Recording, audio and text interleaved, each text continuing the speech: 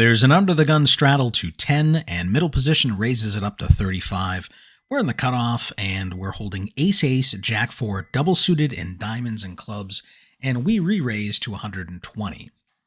Only the original raiser calls, and we go to a flop of queen 6-4, rainbow. Middle position checks, and we decide to bet the pot of 255.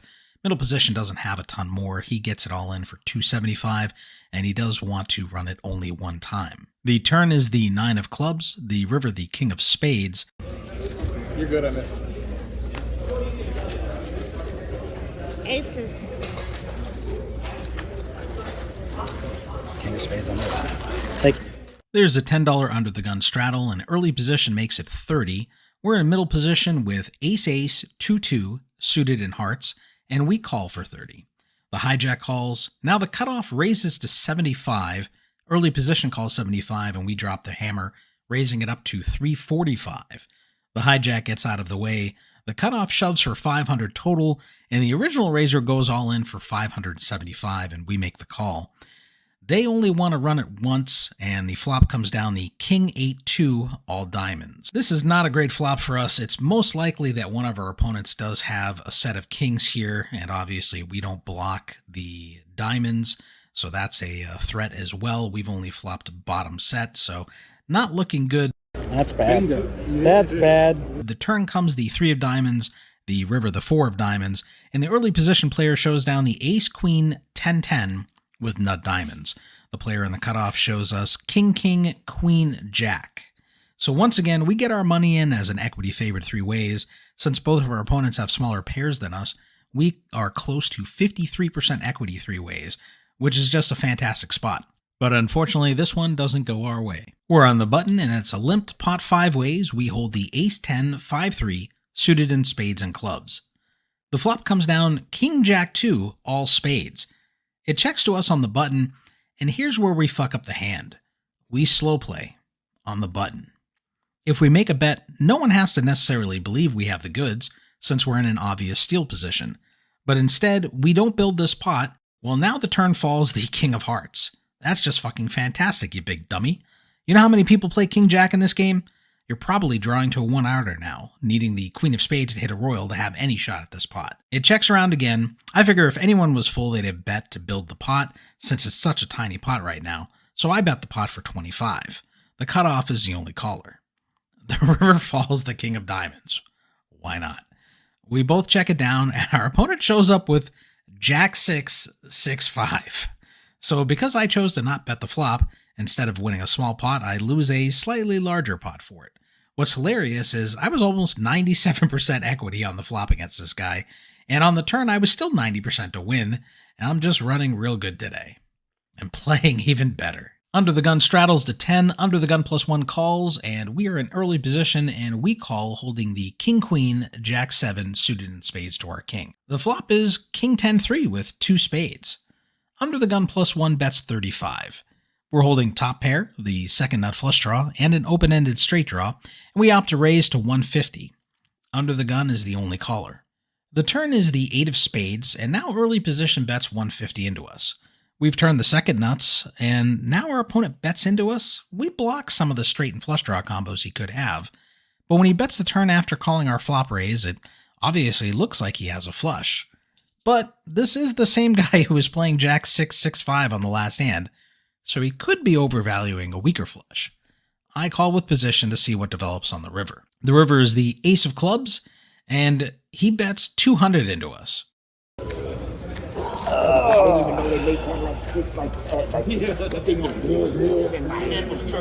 I feel like I'm being milked. Are you milking me, sir? The thing is beautiful to ride in. I didn't know they make slacks like that. So quiet. Have I shown you fold?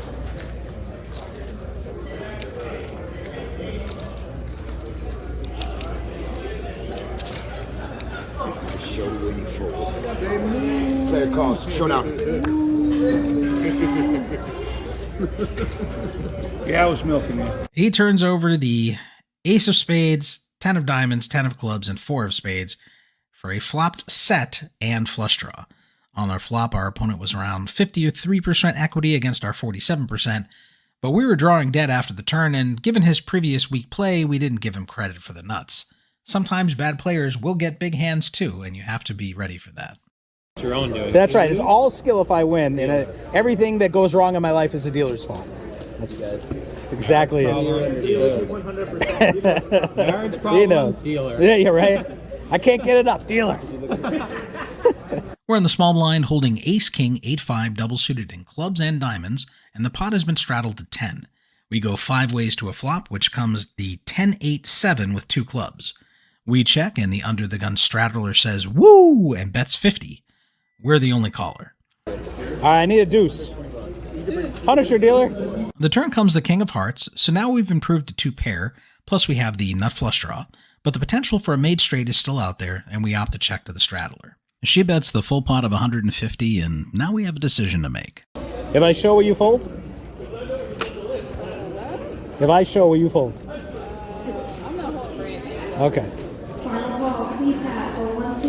150? Just only 150. All right, pick me. The river comes the ace of diamonds, and now we've improved to top 2 pair, but we are still losing to straights and sets and opt to check. If our opponent was bluffing or semi-bluffing and missed their draw, we may get money out of them we wouldn't get if we bet ourselves. And if they have the made straight, well, they're going to bet anyway, so we don't need to do it for them. Fortunately, the run out made a higher straight possible, which keeps her from betting, as she shows up with the 9-6 for the straight to take this one down. Alright, this is a double board bomb pot that we wind up flopping bottom set on one of the boards, but with all the crazy action we wound up getting out of the way, which was a smart move. Wayne from DonkFishPoker is at the table with me, and I'm going to share this hand because it's a lot of fun, and there's some good banter. Blank? Blank? Oh, Bumper. Double board. The only way. It's the only way. I played a casino a couple weeks ago in LA, and they only allowed single board bomb pots. What's the point of even? You're not going to get the action that you would get with the double board. They were like they were saying something about the regulations. I was like, come on, if the players want it.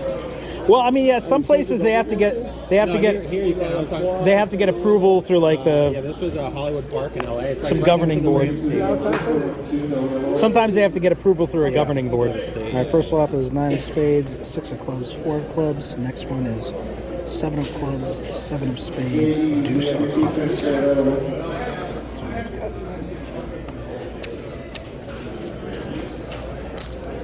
All right, small blind bets 25.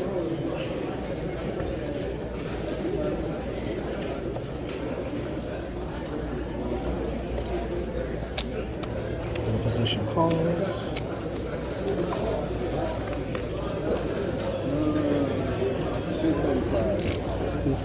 That makes it 235. Got a pop. 235. Oh shit, my bad. No. No discounts. Yeah. Cut off his thinking. Pot. He bets pot. This is going in the muck. Damn, what happened here? I don't know what it is. Because you did what you're not supposed to do. $25. Minimum range. You initiated this shit. Get cold next time. Hey, you started it, man. Oh, he says it. What's going on? This is outrageous. I'm all in.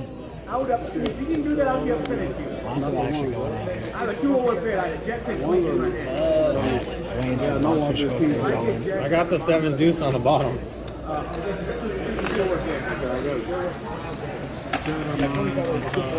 got a straight I folded a set of 4s on the bottom. Shit.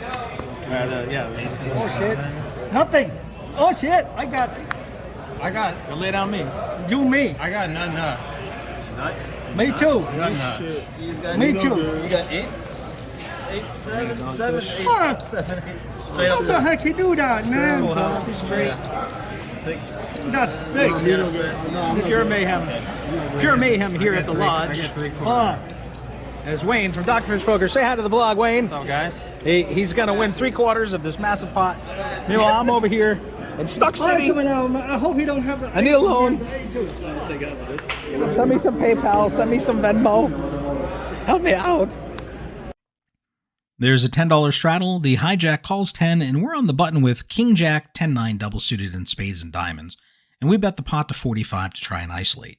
The straddle calls and the hijack calls, so we go 3 ways to a flop, which comes Queen 8-3 rainbow.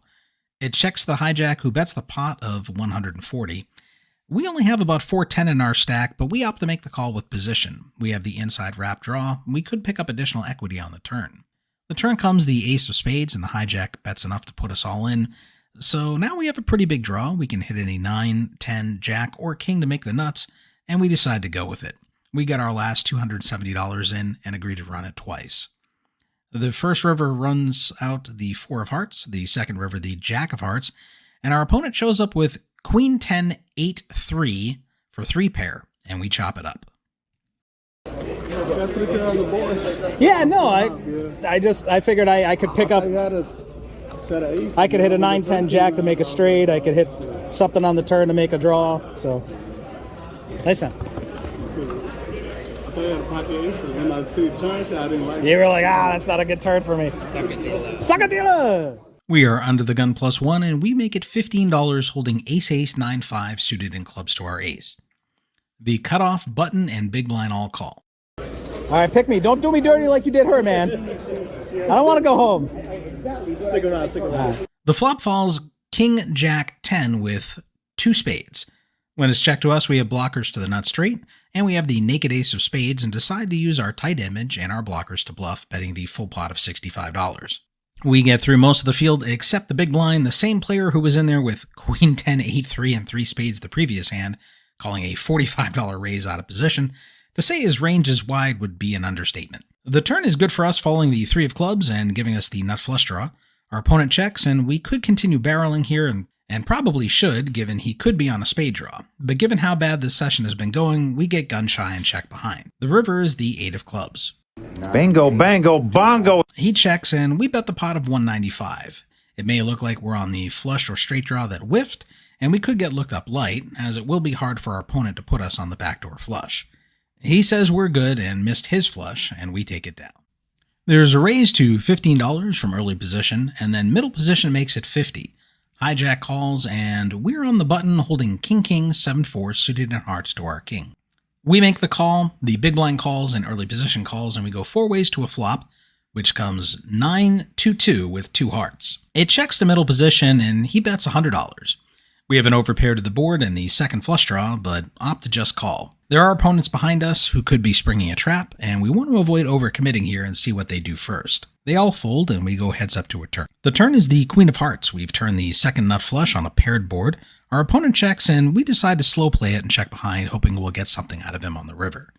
The river falls the 6 of diamonds, and once again he checks, and we really should be betting here for value, but we opt to check behind for some reason. We turn over the flush, and it's good. He doesn't show. There's a straddle to $10 on. We call in the cutoff with a little double-suited Motown holding Jack-Jack 5-5 with clubs and diamonds.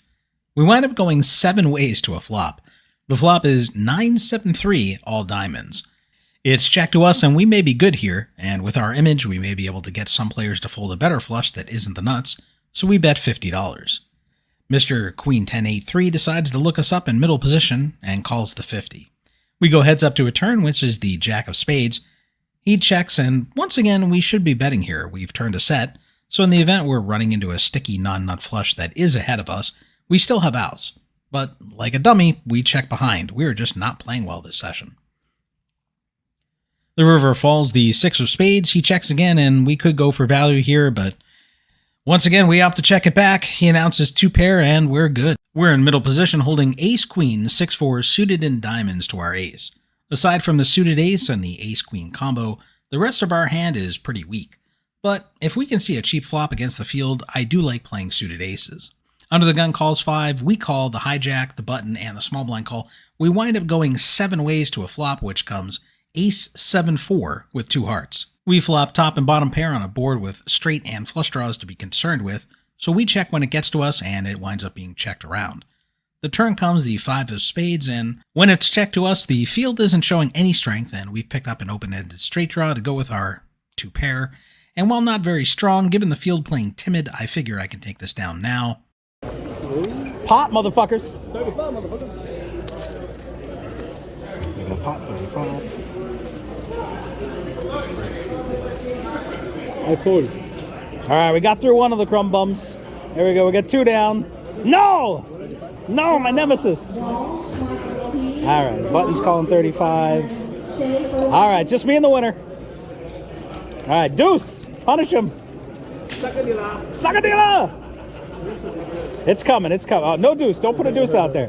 Don't do it. The river falls the king of hearts. The front door flushes come in, but given our opponent didn't bet the flop, I'm not inclined to believe the heart helped him. Still, being out of position against our opponent, we opt to check, planning to call if he bets.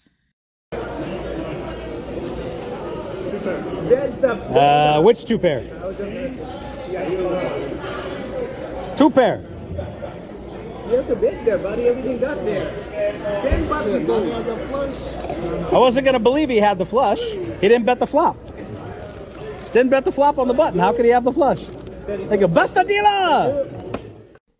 Hey everyone, it's Anthony. Thank you for watching. Unfortunately, this session I booked a loss of $1,048.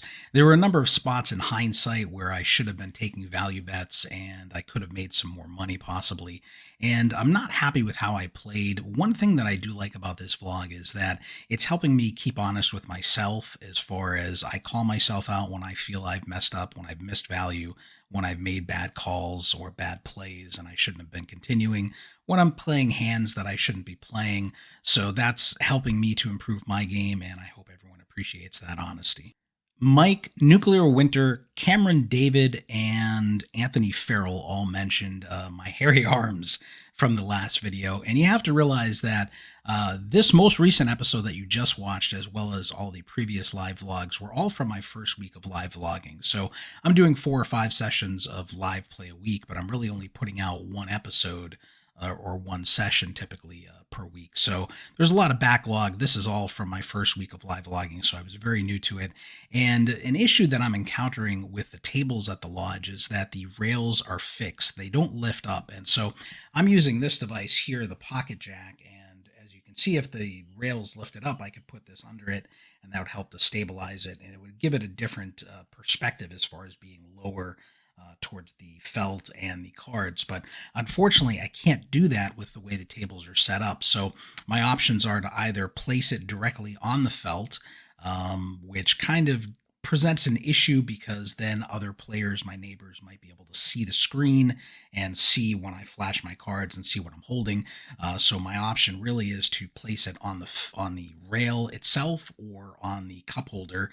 And I'm still kind of, feeling it out and figuring it all out. But that's the issue that I've encountered with that. So there might be some more arm hair in future episodes, but hopefully we'll have that resolved moving forward.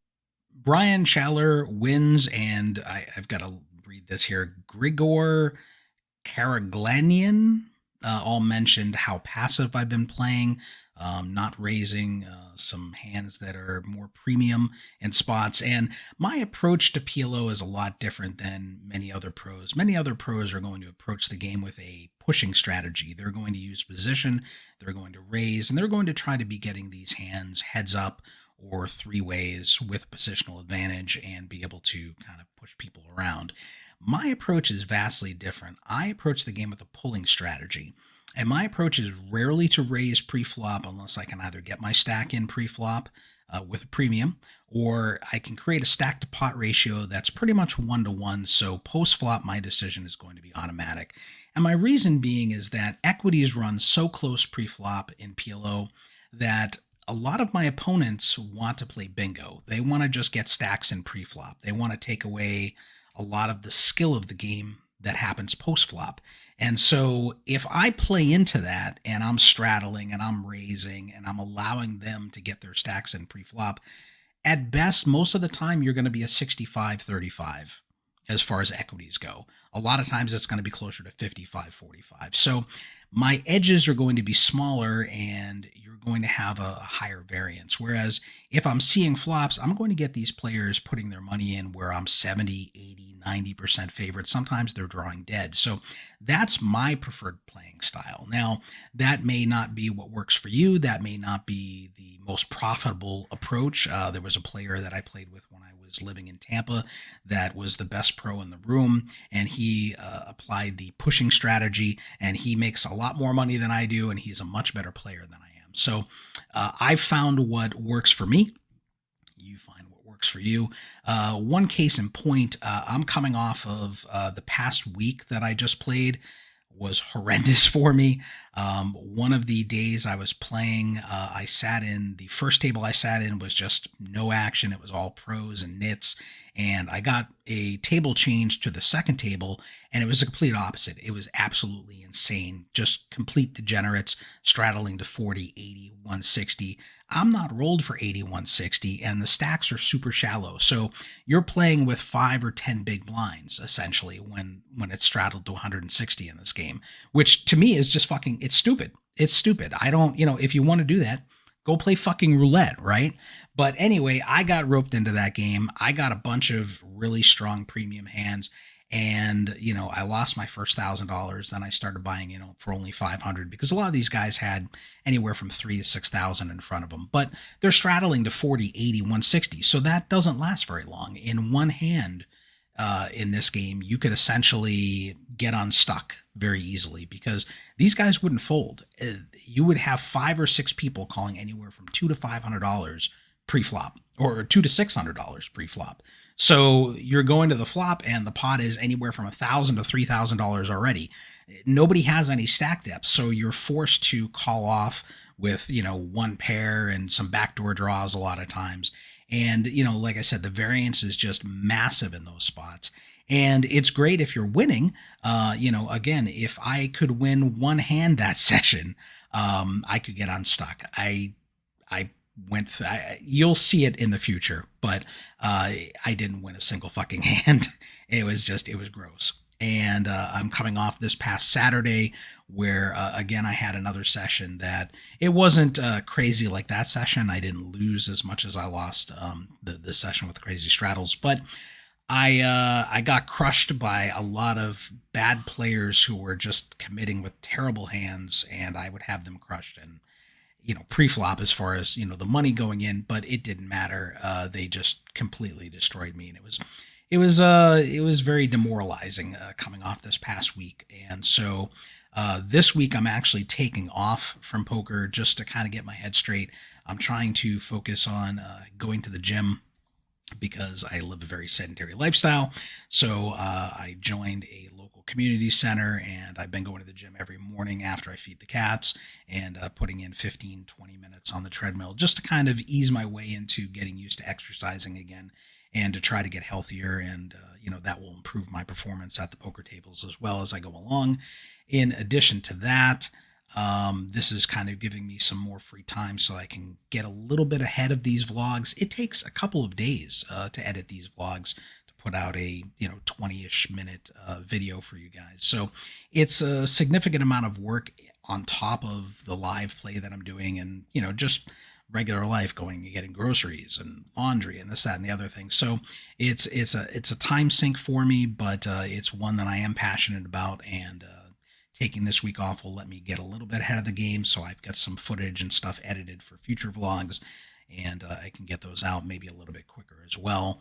And aside from that, that's pretty much it. I appreciate you guys tuning in and listening to me ramble. As always, if you have any questions or comments, please leave them down below. I'm always happy to respond, and we will see you in the next episode.